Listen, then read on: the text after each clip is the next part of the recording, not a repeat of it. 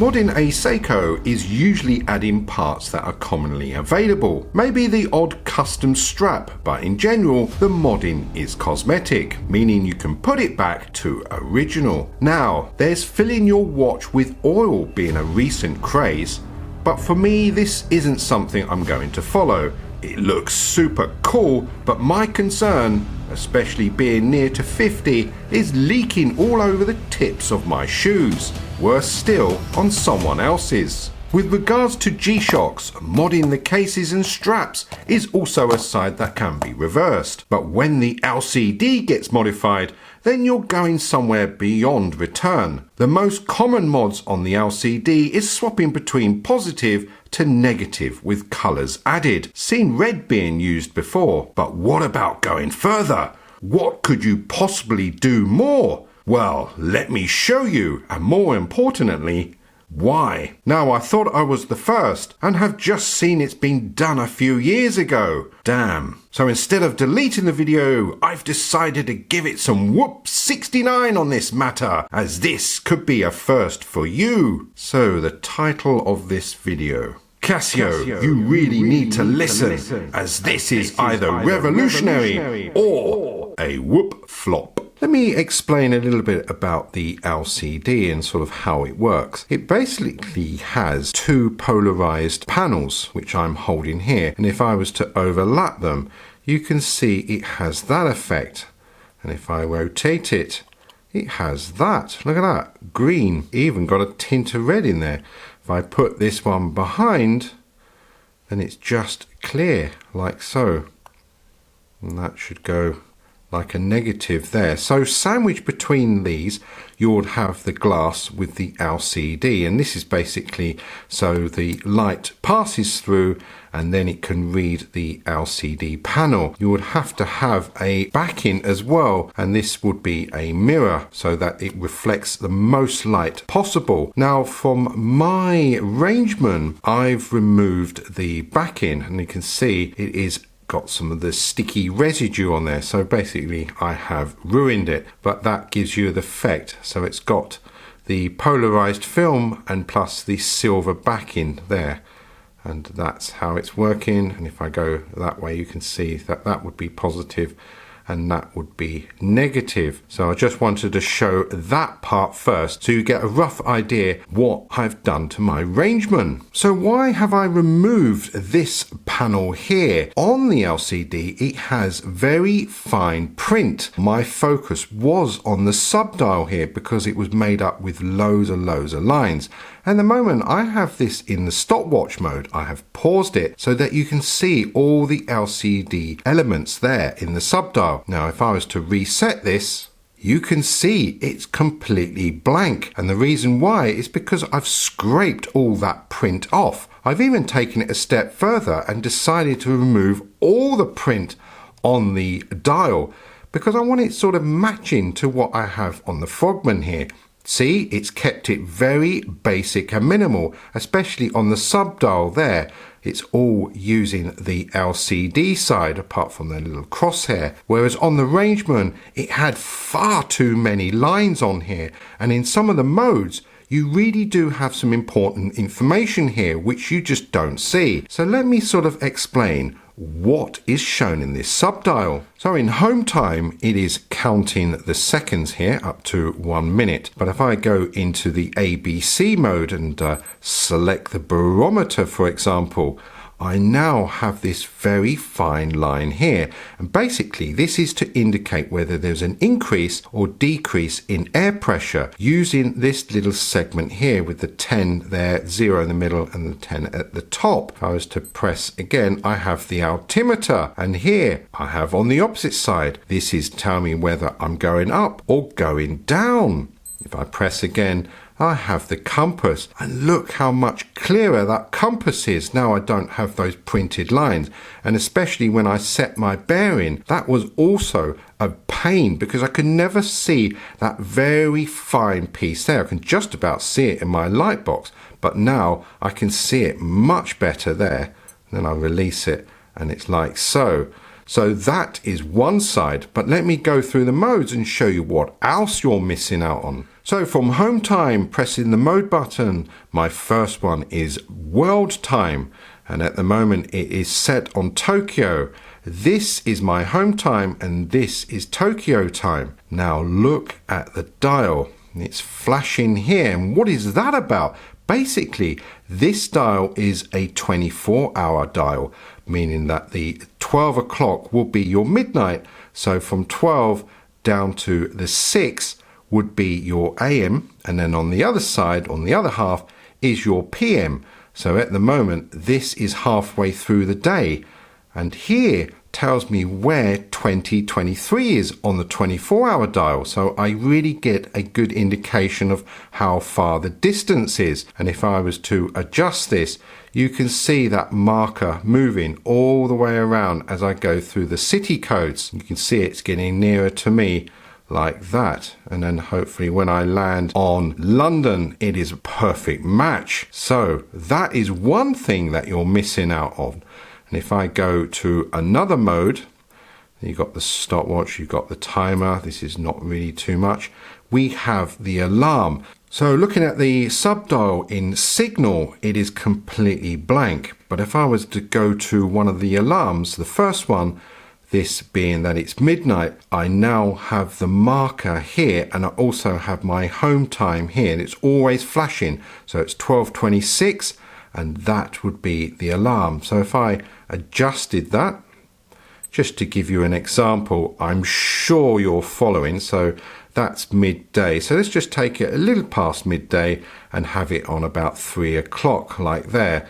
And there you can see the new marker is there. This also gives you a really good indication of how soon the alarm will go in the day. And this is something I was really missing out because I really didn't notice it when you had all the print on the dial. Moving on from alarm, pressing mode takes me to the sunrise and sunset. Now look at the dial here. What is it showing? The flashing icon is my time, and again it's using the dial as 24 hours. So this marker here would be my sunset and that is sunrise, and look at the indication there. So I'm not even halfway through the daylight hours, so I find that very useful indeed. And then when you're scrolling through the different months like so, if I just really keep my finger down, I can go through September, look at that, just go to October, I'll take it to November.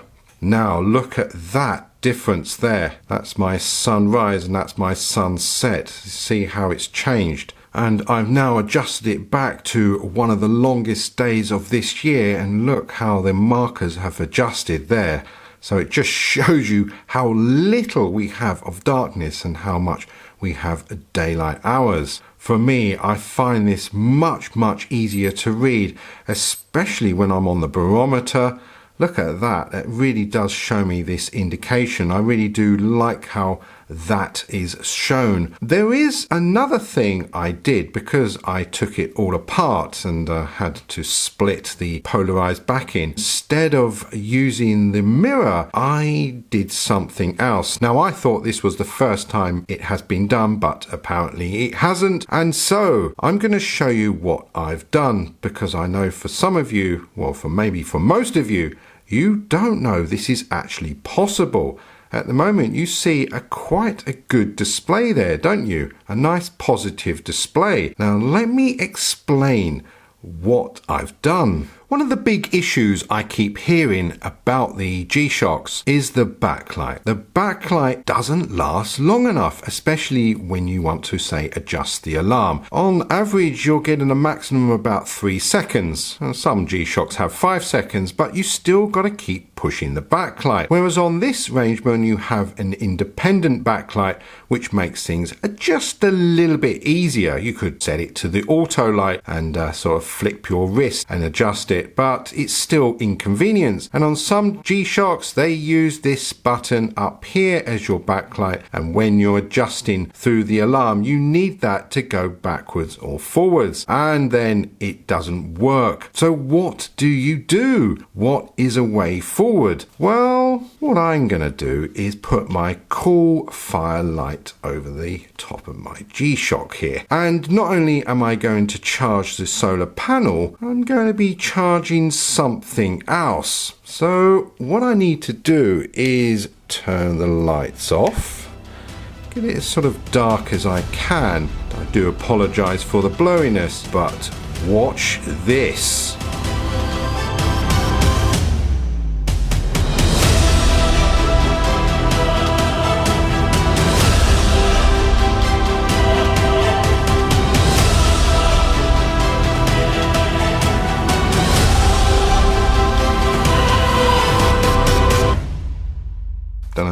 Instead of replacing the backing with silver, I replaced it with a luminous blue sheet. Now, this is not the best of quality, and remember, this is still in a prototype stage. But imagine if that was in Super Luminova. That would be incredible. So this is the luminous sheet I bought here. And let me give you a demonstration with a little torch I have here. So I'm gonna do that. Oh, you know what's coming. Ta-da! Whoops, 69. Yeah, I'll put that on there as well. See what that looks like. Oh, wow, look at that.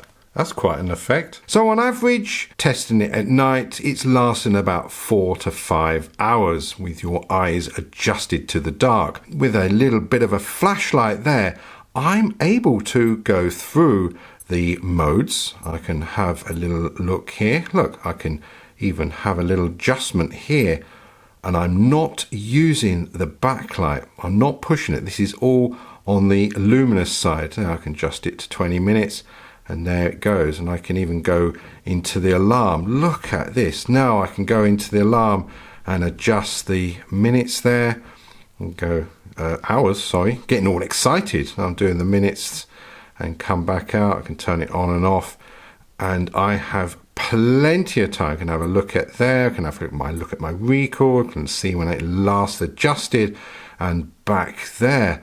Even go through the barometer quickly and through the altimeter and the compass. Now it's looking like it's fading a lot, but with my naked eye it's still quite strong. So let me just give it a quick top up and just show you in real time, just a few seconds like that. And then you have that much. So that's about as strong as I see, because the camera is quite sensitive, is showing it that it's going darker. But what a fantastic idea. And I still have the backlight at the moment. I've got the backlight disconnected because of the tiny little pins. Now, if you've ever opened one of these, you'll know what I mean. So I don't want to keep doing this. Plus, I'm still sort of experimenting.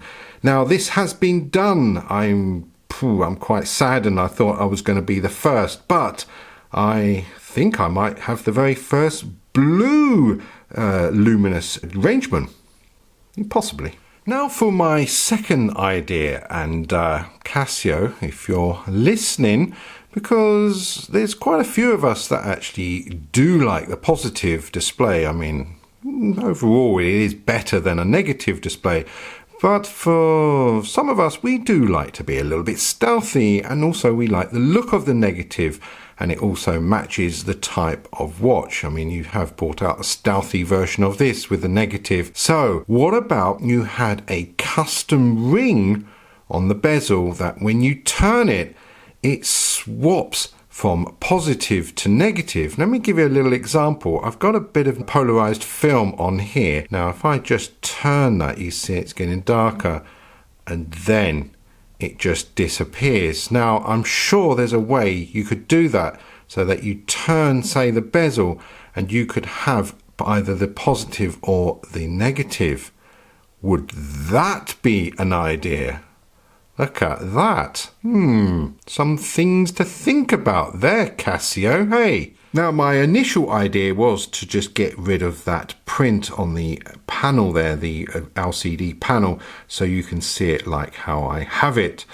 And then it went a little bit further to the luminous side, and I think I have found the perfect balance to this Rangeman.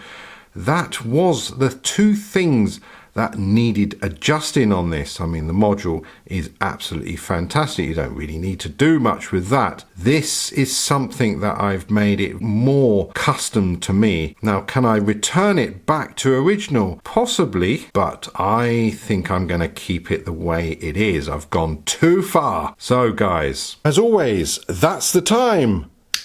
That's the Lume. Thanks for watching.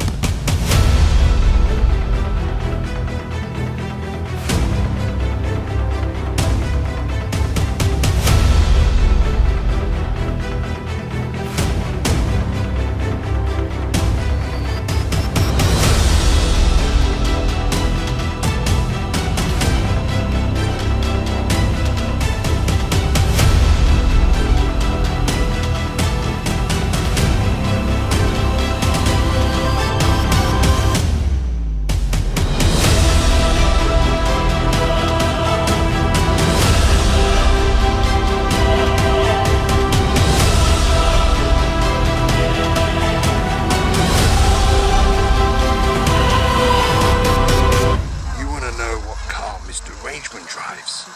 He drives the Batmobile.